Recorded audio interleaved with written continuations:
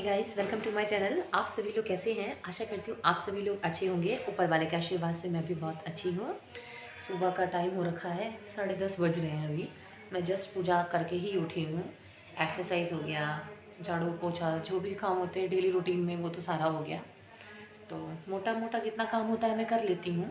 झाड़ू लगा देती हूँ, पोछा लगा देती हूँ, बर्तन वर्तन साफ़ कर देती हूँ। तो मोटा मोटा काम मैं कर लेती हूँ। बाकी बारीक कामों में दिक्कत आती है तो वो सब मम्मी कर लेती हैं, जो काम मैं नहीं कर पाती हूँ। तो अभी जा रही हूँ नाश्ता करने के लिए। मम्मी ने निकाल दिया है नाश्ता। ये देखते हैं, नाश्ते में निकाल के रखा हुआ था नाश्ता। और मैंने ये देखिए पूड़ी बनाई है। पूड़ी है, आलू मेथी की भुजिया है और धनिया पत्ते की चटनी है साथ में। मुझे चटनी ना बहुत ज़्यादा पसंद है, स्पाइसी चटनी होनी चाहिए। तो नाश्ते में भी ये बना है। दोपहर में देखते हैं, मे भी शायद चावल ही बनाएंगी मम्मी क्योंकि मम्मी का बहुत फेवरेट है चावल। तो मेरे घर में तो चावल तो बहुत ज़्यादा बनता है। ठीक है, मम्मी को पसंद है तो खा लेती हूँ मैं भी। ऐसा कुछ नहीं है, दुश्मनी नहीं है मेरी, लेकिन ये है कि हाँ बहुत बनता है तो मैं उग गई हूँ खा खा करके, ऐसा है। बाकी देखते हैं, आज दिवाली अब पास आ रही है तो थोड़ी सी ना छत की सफाई भी करनी है। आज सोच रहे हैं कर देंगे, लेट्स सी, टाइम मिल जाता है तो आज कर ही देंगे। बस छत की सफाई करनी रह गई है क्योंकि पौधे लगा रखे हैं ना छत पे। थोड़ी सी गार्डनिंग कर रखी है मैंने, ज़्यादा नहीं है लेकिन थोड़ी सी गार्डनिंग कर रखी है। तो वहाँ पत्ते उत्ते झड़े हुए हैं सारे, तो थोड़ा ना गंदा हो गया है तो उसको साफ़ सफाई करनी है। फिर उसके बाद में कबूतर आते हैं हमारे छत पे बहुत सारे, मैंने पाल रखे हैं। स्पेशली पाल नहीं रखे हैं, मतलब बुला करके नहीं करती हूँ। बस ये है कि हाँ, मैं जब पूजा करने के लिए जाती हूँ छत पे जल चढ़ाने के लिए, तो मैं ना गेहूँ लेके जाती हूँ। तो कुछ कबूतर 10-12 कबूतर है तो वो उसी टाइम आते हैं, तो मैं गेहूँ डाल देती हूँ, सारे आकर के अपना खा लेते हैं। और पहचान गए हैं वो कबूतर मुझे। मैं जिस टाइम भी ऊपर जाती हूँ वो लोग मुझे जब भी देखते हैं आ जाते हैं एकदम से ही सारे के सारे छत में। ठीक है, कहते हैं कि इनको खिलाने से अच्छा होता है, तो ठीक है मैं कर लेती हूँ। पंडित जी ने कहा था करने के लिए, तो थोड़ा हेल्थ को लेकर के परेशान रहती हूँ मैं। तो जो पूजा पाठ होती है, एक्सरसाइज होता है और खाने पीने में भी जो चीज़ें बोल दी जाती है तो वो मैं सब रेगुलर कर रही हूँ। तो वो चीज़ें अभी तक चल ही रही हैं, लेकिन कहते हैं ना, जब तक कोई चीज़ पूरी तरह से आपकी ठीक नहीं हो जाएंगी ना, तब तक न इतनी सी जान मतलब हुई पड़ी रहती है। तो जब तक पूरा ठीक नहीं हो जाएगा तब तक तो एकदम मन में डर लगा ही रहता है ना। तो इसकी वजह से मैं बहुत ज़्यादा एकदम लाइफ में पॉजिटिव चल रही हूँ, बहुत ज़्यादा। ठीक है, कोशिश कर रही हूँ कि जल्द से जल्द निकलूँ इन सब चीज़ों से, माहौल से। आगे का सोचूँ फिर डिसीज़न लेकर के। आइए आप लोग भी नाश्ता कर लीजिए, मैं तो नाश्ता करने जा रही हूँ अभी। अगेन देख लीजिए, पूड़ी, चटनी, धनिया पत्ता की चटनी तो मुझे बहुत पसंद है। स्पाइसी होनी चाहिए तभी, मीठा मैं बिल्कुल नहीं खाती हूँ। तो मेरे घर में पहले जब हम सब लोग साथ में रहते थे, भैया भी रहते थे, तो मेरे घर में खाना बनते टाइम में मेरे भैया और मैं बहुत इंटरेस्टेड है किचन में खाना बनाने के लिए। तो कुछ भी सब्ज़ी काटती थी मम्मी, भैया और मेरी लड़ाई हो जाती थी मोस्टली। वो कहते थे मैं बनाऊंगा, मैं कहती थी मैं बनाऊंगी। और उनको मैं इसलिए नहीं बनाने देती थी, वो मिर्ची नहीं डालते बिल्कुल भी। खाना अच्छा बनाते हैं लेकिन ना वो मिर्ची नहीं डालते, तो इसीलिए मुझे उनके हाथ का खाना अच्छा नहीं लगता। और मैं बनाती थी खाना तो मैं तो मिर्ची उसमें झोंक झोंक के डालती थी, तो वो इसीलिए खाना पसंद नहीं करते थे। इस वजह से हम दोनों भाई बहन में लड़ाई होती थी तो अब ठीक है, अब वो भी अपनी फैमिली के साथ है, हैप्पी हैं। और मैं तो अभी मम्मी पापा के साथ ही रहती हूँ। तो फिलहाल अब देखते हैं कब तक का दाना पानी लिखा है मेरा यहाँ पर। चाय हो गया है, मम्मी बना दी थी। आज ना बहुत बोरिंग बोरिंग सा समय कटा है, बहुत ज़्यादा बोरिंग। मैं तो सो गई थी, नाश्ता किया था सुबह और उसके बाद मैं सो गई, इतनी गहरी नींद में सो रखी थी। मम्मी ने दोपहर में खाने के लिए उठाया तो खा भी रही थी और ऐसा लग रहा था नींद ही नहीं खुल रही मेरी। काफ़ी टाइम तक तो ऐसे ही था मेरा, नींद में ही खाया है आज का खाना। तो चाय तो पी लिया आज दोपहर का। मम्मी चाय बना के चली गई थी, मार्केट गई है मम्मी, काम था उनको। तो और मेरी मम्मी इतनी मोस्ट टैलेंटेड वुमेन है ना, देखिए स्वेटर बना रही थी, दिखाती हूँ आपको। बेबी के लिए ना स्वेटर बना रही है, मेरी बहन के लड़के के लिए ना स्वेटर बना रही है। पता नहीं, मुझे ना कुछ समझ में नहीं आ रहा, बस ऐसे उधड़ जाएगा और पिटाई अलग से लग जाएगी, तो ऐसे दिखा देती हूँ। ये देखिए, ये ना स्वेटर बुन के रखा है उसके बेबी के लिए। लड़के, मेरी मम्मी स्वेटर बहुत अच्छा बनाती हैं, इनको बहुत टैलेंट है, लेकिन मेरे को पहनना मेरे को अच्छा नहीं लगता। बुने हुए स्वेटर मुझे बिल्कुल पसंद नहीं है। तो बुने हुए स्वेटर मेरी सिस्टर है छोटी वाली, वो पहनती है, मम्मी बुनती है तो वो पहन लेती है। तो अपने लड़के के लिए भी वो बनवा रही है। देखिए कितना छोटा सा स्वेटर है, और भी बना के रखा हुआ है, पता नहीं कहाँ रखा हुआ है। अभी आएंगे मम्मी तो मैं दिखाऊंगी आपको व्लॉगिंग में। बहुत प्यारा लग रहा है, उसका स्वेटर बना बना के रखा हुआ है। ठंड भी आ रही है, तो अभी तो उसने ही बोला था कि स्वेटर बना देने के लिए, तो मम्मी उसके लिए पूरा दिन बैठ के स्वेटर बनाती रहती है। पता नहीं है कहाँ पे, मुझे मिल नहीं रहा है अभी। ये तो बुन ही रही है, वाइट कलर का है, ऊपर का वाइट कलर का बना रही है, नीचे एक पजामे के साथ बना रही है। मम्मी को बहुत अच्छा स्वेटर बुनना आता है, तो मम्मी को इंटरेस्ट भी है और बुनना भी आता है। हाँ, अकेले हूँ, क्या करूँ, कुछ समझ में नहीं आ रहा है। संडे का दिन है, कुछ समझ में नहीं आ रहा, सब बिज़ी हैं, मैं अकेले बोर हो रही हूँ घर में। मम्मी चली गई काम से मार्केट और मैं घर में बैठी हुई हूँ। थोड़ी देर गेट पर बैठ जाते हैं, सब आ जाते हैं, बातचीत कर लेते हैं, हंस बोल लेते हैं सब लोग। तो जाऊँगी थोड़ी देर में, फिर पूजा पाठ करूँगी, छत पे थोड़ा सा राउंड करके आऊँगी, फिर मंदिर से आकर के फिर खाना बनाएंगी मम्मी। तो हम लोग तो दोस्तों नॉनवेज भी हमारे घर में बनता है, हमारे घर में सब नॉनवेज बहुत पसंद करते हैं, सब खाते हैं। तो आज नॉनवेज का ही प्लान है। मेरे को तो बोल ही रखा है डॉक्टर ने नॉनवेज के लिए, तो क्योंकि मेरे को आइस में जो प्रॉब्लम है वो ब्रेन से कनेक्टेड है, तो डॉक्टर ने मुझे कहा था अंडा और मछली खाने के लिए, ये दो चीज़ बोला था, ताकि वो मछली की जो आँख होती है ना, उससे काफ़ी ब्रेन में तेल मिलता है, तो वो चीज़ बोल रखा है मुझे तो खाने के लिए। तो मैं, ऐसा नहीं है, मैं खाती थी पहले ही, लेकिन शादी के बाद ना मेरा छूट गया था वो, क्योंकि मैं जब ससुराल गई थी ना, तो वहाँ पे नहीं खाते थे बनाते, क्या बोलूँ हाँ का मैं आप लोगों को।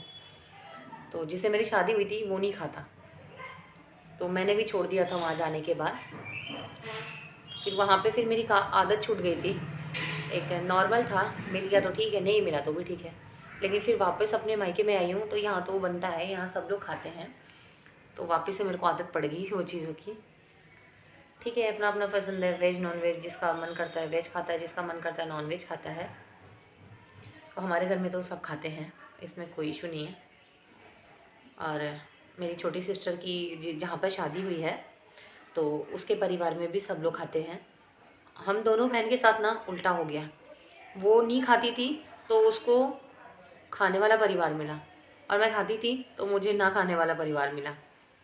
उसके घर परिवार में सब लोग बहुत खाते हैं, नॉनवेज के प्रेमी हैं, उनके घर में अगर रोज़ बने तो वो रोज़ खाएंगे, ऐसे हैं। मेरी सिस्टर को भी अब आदत हो गई है, खाते खाते रहते, सबके साथ रहते रहते, अब उसको भी आदत हो गई, तो खाना सीख गई है वो भी। बाकी मेरे को तो, मेरा वहाँ जा कर के मेरा ख़त्म हो गया, मेरी तो बहुत चीज़ें ख़त्म हो गई वहाँ पर जा कर के। कहते हैं ना कि आज की डेट में बहुत मुश्किल से मिलता है अच्छा घर परिवार बेटी को, तो सब मेरी लाइफ में उल्टा हो गया। मैं जितनी खुले मिजाज की लड़की थी, एकदम ओपन माइंडेड, खुल के रहने वाली, उतना ही मुझे ऑर्थोडॉक्स फैमिली और बंदिशों में रखने वाला परिवार मिला। और मेरी बहन जितनी ही सिमटी हुई लड़की थी, उसको उतना ही खुला परिवार मिला। तो हम दोनों के साथ उल्टा हो गया सब कुछ, लेकिन फिर भी कहते हैं ना कि सब कुछ करके देख लिया, कुछ भी फ़ायदा नहीं हुआ। एक चीज़ बहुत अच्छे से समझ में आ गई मुझे कि तुम गला भी काट करके रख दोगी ना, तो भी कोई नहीं समझने वाला है तुमको। तो बेहतर इसी में है कि तुम अपना साइड ले लो और खुद कमाओ, खुद खाओ और हैप्पी रहो जैसे पहले रहते थे। तो इस चीज़ की बुद्धि इन लोगों ने मुझे दे दी। ठीक है, एक बहुत अच्छी चीज़ सिखा कर गए हैं वो लोग कि ज़्यादा किसी के पीछे ना खुद को वेस्ट मत करो। जिसको कदर करना रहेगा वो इंसान खुद करेगा, चाहे कोई भी रिश्ता हो। जिसको नहीं करना रहेगा, आप कुछ भी कर लो उसके लिए, वो आपकी कभी कदर नहीं करेगा वो इंसान। तो ये चीज़ें मैंने लाइफ में सीखी है। ठीक है, अब कहते हैं ना कि होता वही है जो राम जी चाहते हैं। तो समय से बड़ा गुरु तो कुछ कोई भी नहीं है इस दुनिया में, है ना। तो समय जब अच्छा होता है तो सब अच्छे होते हैं, समय जब ख़राब होता है तो सब खराब होते हैं। तो बस अभी समय ख़राब चल रहा है तो सब कुछ ख़राब ही हो रहा है। बहुत क्या बोलूँ दोस्तों, बहुत पीछे का 2018, 19, 20 के समय जब मैं याद करती हूँ ना, एकदम कहते हैं ना कि पता नहीं मैं कैसे निकली हूँ ना उन सब समय से। एकदम डर लग जाता है मुझे वो समय याद करके, बहुत ज़्यादा। एकदम मतलब ऐसा लगता है कि मैंने सच में कितनी हिम्मत दिखाई उस समय में वहाँ से निकलने के लिए, क्योंकि मैं आंखों से लाचार हो गई थी, बिल्कुल ख़त्म हो गई थी मेरी आइज़। तो 2018 में जब मैं दिल्ली आई थी, मैं एक कदम भी नहीं चल सकती थी। वॉशरूम में मुझे बिठाने के लिए मेरी मम्मी मेरे को लेके जाती थी, और फिर मुझे वॉशरूम में छोड़ कर के गेट खुला रहता था, तब मेरी मम्मी वहाँ से ऐसे ऐसे करके मैंने समय बिताया है अपना। बिस्तर पे बैठे रहना, मुझे पता ही नहीं होता था कि मैं किस तरफ उतरूँ, किधर उतरना है। तो मैं आवाज़ लगाती थी उठने के बाद, फिर मेरे मम्मी मेरे पापा आते थे, फिर मुझे बिस्तर से उतार के फिर हाथ पकड़ के मुझे गैलरी में घुमाते थे। तो खाना सामने रखा होता था, मुझे समझ में नहीं आता था कि है क्या थाली में। खाती थी, आधे से ज़्यादा खाना नीचे चला जाता था। फिर बाद में मेरी मम्मी ये सब चीज़ देख करके ना बहुत ज़्यादा कलप गई, बहुत ज़्यादा, बहुत रोई हैं वो, बहुत। मेरे मम्मी पापा बहुत रोए, बहुत। फिर मेरे को खाना खिला देते थे ये लोग, बिस्तर पे खाती थी मैं बैठ करके। क्या बोलूँ दोस्तों, बहुत बहुत ही कठिन समय रहा है उस वक्त का। अब तो मैं बहुत हद तक काम कर लेती हूँ, मम्मी की भी अब हेल्प मैं करवा देती हूँ। और उस टाइम तो एकदम कहते हैं ना कि खाना भी खिलाती थी मम्मी मुझे। तो ऐसा समय था, बिस्तर पे मैं बैठ नहीं सकती थी। 10 मिनट अगर मैं बैठ गई तो मेरे कमर में इतना ज़्यादा दर्द होता था, बहुत ज़्यादा दर्द होता था, और बहुत गंदा वाला पेन होता था। सिर में इतना तगड़ा दर्द होता था मेरे, बहुत ज़्यादा, मतलब बेचैनी सी बहुत ज़्यादा लगी रहती थी। फिर मैं मेडिसिन खाती थी, सोती थी, 1 डेढ़ 2 घंटे के बाद मुझे आराम मिलता था। ऐसे ऐसे करके मैंने अपना समय काटा है।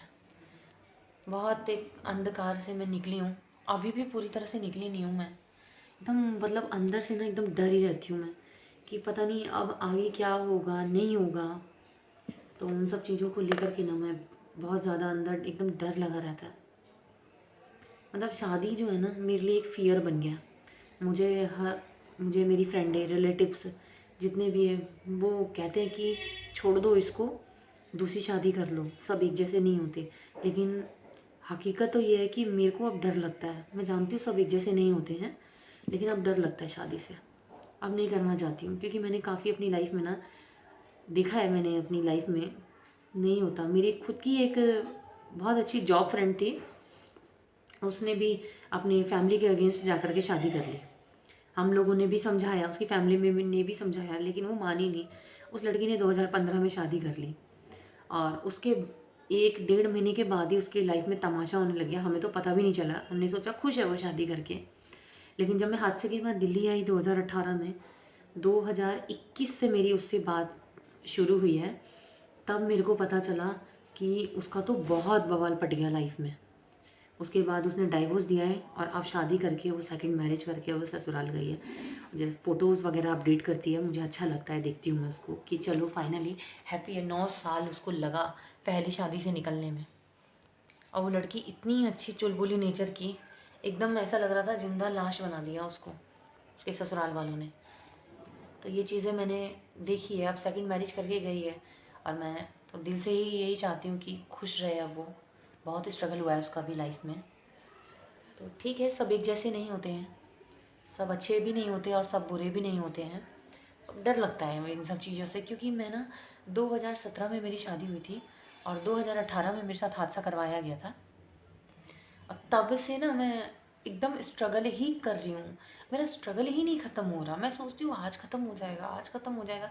रोज़ ही सांस में मैं सोती हूँ, रोज़ ही सांस में मैं उठती हूँ, लेकिन है स्ट्रगल है कि ख़त्म ही नहीं हो रहा। मैं इतनी ज़्यादा इरिटेट हो चुकी हूँ ना, बहुत ज़्यादा। अब ना एकदम डर लगता है मुझे। ऐसा लगता है कि बस अकेले रहो, ठीक है, शादी वादी नहीं करने का है। तो ऐसा डर मेरे अंदर बैठ गया शादी से। किसी की होती भी है ना, तो मेरे माइंड में ये रहता है कि जब ये ना ससुराल जा कर के रह के आ जाएगी ना, और अपने मुंह से जब ये बोलेगी ना, तभी मैं विश्वास करूँगी कि इसकी शादी सही चल रही है। क्योंकि मेरी खुद की भी 2-3 फ्रेंडें ऐसी हैं जिनकी मैरिज अच्छी नहीं चल रही है, और शादी छोड़ छोड़ के वो अपने मायके में बैठी है, मजबूरी में बैठी है। किसी भी बेटी को शौक़ नहीं होता कि वो अपने माँ बाप के घर पे रहे, और माँ बाप को भी कोई शौक़ नहीं होता है कि हम 10 लाख 20 लाख रुपए खर्च करके शादी करें बेटी की, और बेटी हमारे घर पे आके बैठे। जब कुछ मजबूरी होती है तभी माँ बाप भी सपोर्ट करते हैं अपनी बेटियों को, और वो भी बहुत लकीली मिलते हैं ऐसे माँ बाप। तो मैं तो इस मामले में बहुत लकी हूँ, मेरे माँ बाप भाई बहन सब मुझे सपोर्ट कर रहे हैं इस मैटर में। तो मुझे इस बात की खुशी है कि चलो फैमिली सपोर्टिव है मेरी, बहुत ज़्यादा सपोर्टिव है। तो इस चीज़ से मेरे को काफ़ी हिम्मत मिली है। तो जो कुछ भी स्ट्रगल रहा है मेरा, तो उसमें मेरा काफ़ी सपोर्ट मिला है। क्या बताऊँ, बहुत। मैं ना अपनी फुल स्टोरी डालूँगी, तो अभी थोड़ा सा मैं इंतज़ार कर रही हूँ। फुल एक एक चीज़ डालूँगी कि वहाँ पर मेरे साथ क्या हुआ, क्या क्या इन लोगों ने कहा, एक एक चीज़ मैं डालूँगी। थोड़ा सा मैं रुकी हुई हूँ। ऐसे ऐसे इन लोगों ने मेरे साथ किया है ना, मारपीट तो जो किया किया, गाली गलौज, मारपीट, भूत प्रेत सब करवा दिए इन लोगों ने मेरे साथ में, मारने के लिए। मतलब हर हद पार कर दी, साम दाम दंड वेद सब अपना लिया इन लोगों ने मुझे मारने के लिए। लेकिन कहते हैं ना, होगा तो वही ना जो भगवान चाहेंगे। तो इनके किसी भी चीज़ से मैं मरी नहीं, कोमा से निकली मैं, और फिर आज मैं ज़िंदा हूँ और इतना रिकवरी कर गई। मेरी आंखें चली गई ना, तो ये मेरे लिए सबसे बड़ी मुसीबत हो गई मेरी लाइफ में। क्योंकि जब डीएसपी ने मेरा बयान लिया था, थाने में बुलाया था ना, तो डीएसपी ने मेरा बयान लिया था, तो मैं वहाँ पे कुछ बोल ही नहीं पाई थी, क्योंकि मुझे पता ही नहीं था कि मेरी आंखें भी चली गई। मेरे को हादसे के 2.5 महीने बाद पता चला, और वो भी अपने घर पे, मम्मी के घर पे, कि मेरे को दिखाई ही नहीं दे रहा है। अंधेरा नहीं है, दिखाई नहीं दे रहा मुझे, आंखों में इशू है। तब मेरे को पता चला कि कितना बड़ा हादसा हो गया मेरे साथ में।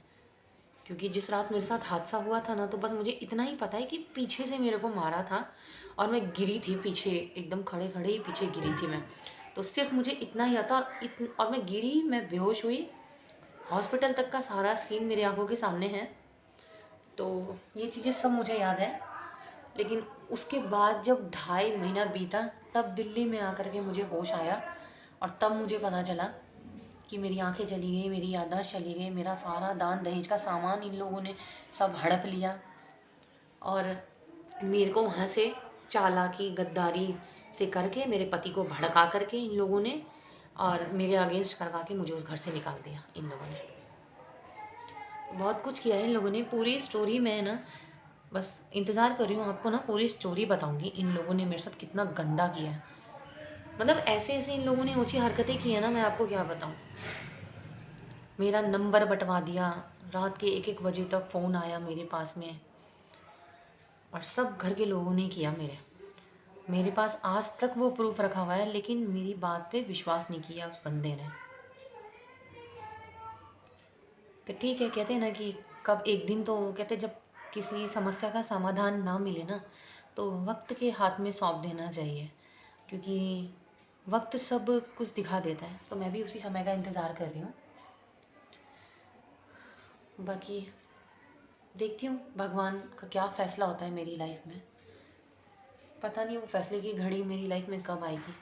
मैं पिछले 5-5.5 साल से इंतज़ार में कर रही हूँ कि जल्दी से कुछ हो मेरी लाइफ में। अब इस मैटर पे या तो ख़त्म हो जाए पूरी तरह से, या तो कोई फ़ैसला निकले ताकि आगे अपनी लाइफ को देखूं। लेकिन वही है ना, हॉस्पिटल के चक्कर इतने काट रही हूँ, आंखें मेरी बिल्कुल ठीक नहीं है, नॉर्मल नहीं है मेरी आइज़। सब हो जाता है, लेकिन मैं एक नॉर्मल इंसान की तरह नहीं हूँ, ठीक है। तो आइस इशू की वजह से मेरे को सबसे ज़्यादा प्रॉब्लम आ रही है लाइफ में अभी। तो मैं थोड़ा बस ट्रीटमेंट की वजह से रुकी हुई हूँ। इस ट्रीटमेंट को कंप्लीट करते ही ना लाइफ में कोई डिसीज़न लेना है अब। तो बस थोड़ा इसलिए रुकी हुई हूँ। बहुत टेंशन में हो जाता है दोस्तों, बहुत ज़्यादा। इतना ज़्यादा टेंशन हो जाता है ना कभी कभी कि समझ में नहीं आता, कहीं से कोई रास्ता नज़र नहीं आता मुझे कि मैं क्या करूँ। ना इधर हूँ ना उधर हूँ। एक होता है ना कि इंसान चलो ठीक है, आज ठीक ही रहती ना तो कम से कम जॉब कर लेती, कुछ काम करती, बाहर निकलती, थोड़ा माइंड शांत होता। तो वो सब चीज़ें नहीं कर पा रही हूँ। बस इतना ही है, मॉर्निंग से नाइट तक का एक ही काम रहता है, एक्सरसाइज करो, दवाई खाओ, टाइम से खाना खाओ और बैठ जाओ। बस इतना ही मेरी लाइफ में 5.5 साल से चल रहा है। तो इन सब चीज़ों से ना मैं बहुत ज़्यादा इरिटेट हो गई, बहुत ज़्यादा। अब एक भरोसा नहीं होता मुझे, मैं जल्दी भरोसा नहीं कर पाती लोगों पे, क्योंकि ये अचानक से इतना कुछ मेरी लाइफ में चेंज हो गया, इतना कुछ हो गया। तो मेरे लिए एकदम शॉकिंग था सब कुछ एक्सेप्ट करना। और ऊपर से इतनी बॉडी में इतना सुई, दवाई, फिर कभी विजन चार्टिंग टेस्ट, कभी सिटी स्कैन, कभी फुल बॉडी चेकअप, बस यही चलता रहा है मेरा।